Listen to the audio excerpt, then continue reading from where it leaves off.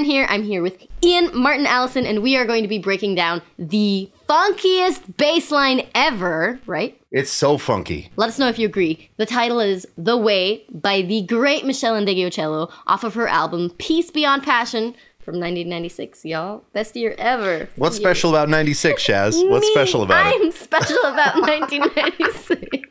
I was a junior in high school. Let's just not do this. I was a baby. I was getting ready to go to college. It's just ridiculous. Let's do it. So we are going to break this tune down into 3 sections. The incredibly funky verse, the beautiful chorus that opens up, and then this really super simple but funky slap figure in the bridge that is not too tricky to get down. But before we do that, will you please like the video and make sure you're subscribed to the channel so we can make more of this content for you. Jesus killed the blind man so that he could see the evils of the world. Perchance blind. Oh my God. I know. But dark thought overcome by the light. Maybe Judas was the better man, and Mary made a virgin just to save face. Oh my gosh. On my bended knees, praying to my pretty white jeans. It's so fun and funky. And it's not so much about the notes. It's not like crazy notes. I think it's about the rhythms, right? So she's playing this thing. The articulation is just... Yes. And I'm doing this as best as I can, right? Like, so she's playing from B to C sharp and then the octaves and kind of getting a little bit of like a snap out of the D string. And then playing that thing. Do you have a specific target note that you're going to on both of those? Okay, yes. Essentially, that thing is going like natural 6th, so a B flat, right? And then B. That's it? And then it's an octave. Yeah. Mind blown! What? Seriously? Yeah. Yes, that's it. I love how too, like, we're playing completely different basses today. You've got a P with rounds. I've got a 68 jazz bass with flats, which is sort of the closest thing. I think Meshell played like a mid-60s P bass with either dead rounds or flats. It doesn't really matter. What matters is her articulation. The top notes, her octave notes, are impossibly short.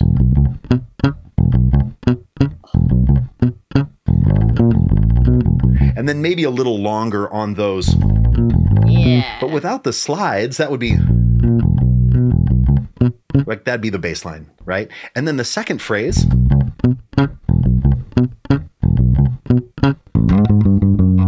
Ooh. And that is so cool, right? Going from the 5th of the C sharp or D flat, right? And just walking chromatically down. With that little wiggle as well. Yeah. Yeah. And then the second time she goes through it, she'll start here, but then the second time. Yeah. So it's either or. It's so damn funky. So cool. But you weren't playing it this way. I wasn't. How did you play it when you learned it? I was an oblivious babe, and I was playing it here. I think that's cool, though. Yeah. So you're playing, like, sliding with your first finger. Yeah, just because it's easier to get to the octaves then. Tiny hands. That's cool. And, you know, you can play it any way you want, right? I feel like I hear her playing it, like, because of the snappiness of the D string on a jazz bass, but on your bass, it sounds cool that way. I mean, look, this is a crazy syncopated 16th note thing, right? And it's based on all these 16th note upbeats. 1 E and to E, 1 E and to E, right? It's that sort of sound and that feeling. And a really nice way to do this too is actually taking a pick. And if you want to slow it down a little, right? Playing it like a funk guitar player would. That's hard. Yeah. The open E is the hardest part. You know why she starts it on an open E? Because she's playing it here. Right? Instead of... Okay, here's the thing. Because that open E is a, check this out. Because that open E is a, you have to start it up. right?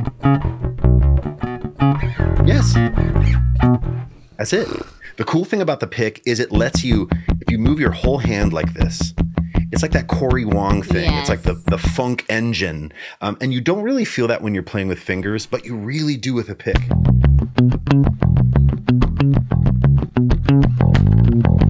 You can also slap it. That's another thing you can do.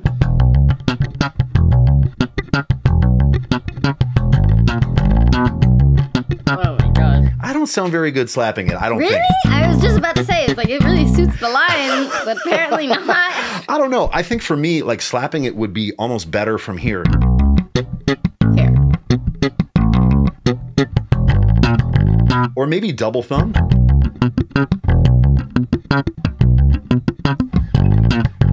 I don't know. For me, it's like I feel like I pocket it better when I'm playing it with fingers or pick. Hell yeah. Maybe I just need a little more work with the thumb. I mean, that's me definitely on the pick. Hey, and remember, if you want to learn how to play all three of these techniques, fingers, pick, and slap, we have a workbook for you in the description that you can download. It's absolutely free. It has all the tab and notation to get you sorted out. So we were looking for Meshell playing this live, and we couldn't find it because I feel like she's focused on the vocal, and she was always so cool about hiring bass players. So check it out, like Meshell approaching The Way live with another bass player so that she can focus on the vocal.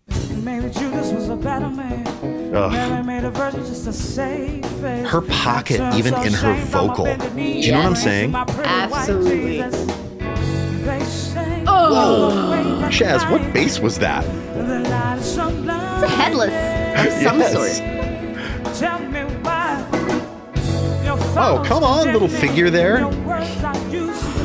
Okay, so that's something too to say about her. Like she was always so free to put together a different set or a different sound of music or arrangement live than was on the record. She was very clear about that. In fact, there's a clip of her saying that at a Berkeley clinic. If you were to play in my band or have played in other people's bands, like R&B bands, and you have to learn music off the record, the first thing you remember is the music is just a sketch. The record is just a sketch. Making records and playing live are two completely different things. The things I can do in the studio are things you cannot do live sometimes, and so you use your imagination. So I want to take this to the chorus, but before we go to the chorus, can we just listen to that transition? It's like the funkiest thing. And then it just goes like... Yes. And you're just like in space. It's I so know, it's good. so good. I'm so ashamed on my bended knees, praying to my pretty white jeans. They say, Oh! And the keyboard sound. And now the slide. The big slide. Big slide. Yeah. Big slide. Oh. And straight back into pocket. Shaz, what's going on in the chorus? Can you show us what's going on? There are so many options. Maybe, potentially. What we ended up on is open space. Yeah, it just goes to that, the 2 chord. And I swear to God, she's doing like she's doing like a Yeah.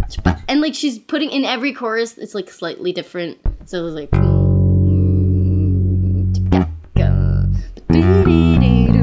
more space. Oh, and that's the critical thing. Yes. And then she goes like to the octave at one point. Yeah. Yes, that. So really, there's like 2 things in there that I think are super, that she does, and they're really intentional. There's some bits where she's maybe resting and playing some octave stuff, right? But really the main things, going to that 2 chord, and then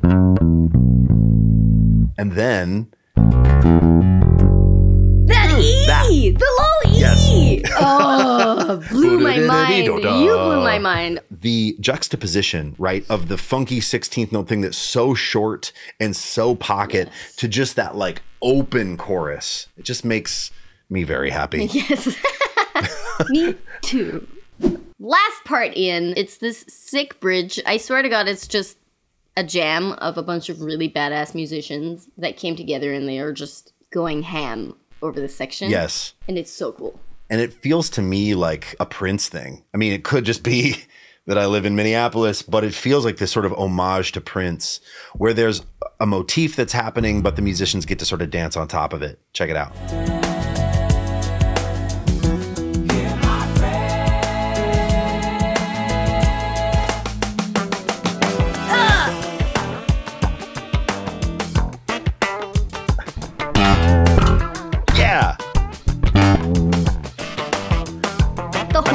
thing just sort of based on this groove of going E and then yeah.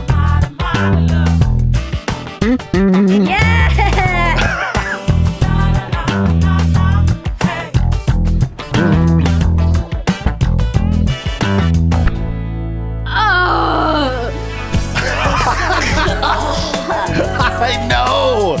Oh my God. Okay. So if we're breaking this thing down, the simplest level of this is just playing E, 3, 4. Boom, 2, 3.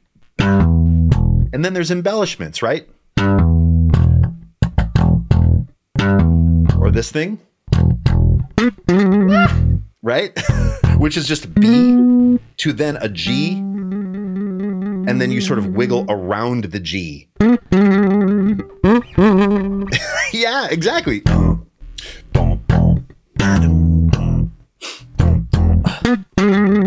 And then me. It's like Yeah, I don't know how the thank you. bassist on that gig doesn't just like just like rip the the string off the bass. guitarists when they do like the how do you hit a single note? I don't know. Mute that. There Yes. we go. You know what? Weirdest thing. Every time the song starts, since I was a kid, I hear this and I swear I was always like, Jesus kills the blind man? Why would Jesus kill the blind? Same. I heard that too. But what does she say? Jesus Cured. killed the blind man. Cured. That makes so much more sense. Why Yes, it would does. you say But cured? also, Jesus killed the blind man. I was like, that's badass. Like, Statement. that's not what I was taught in Sunday school. But it's cured. Oh my God. Sharon, is this the funkiest bass line of all time? I think it's the funkiest bass line of all time. Do you think it's the funkiest bass line of all time? Yes, I think it's the funkiest bass line of all time. I think you could empirically say it's the funkiest bass line of all time, but we know you, internet. We know that you probably think there's a funkier one out there, and we are asking you in the comment section below to write down what that is. Sharon and I want to make that video for you. Yeah. Challenge us. Do it. Bring it on. We're not scared. I'm a little scared.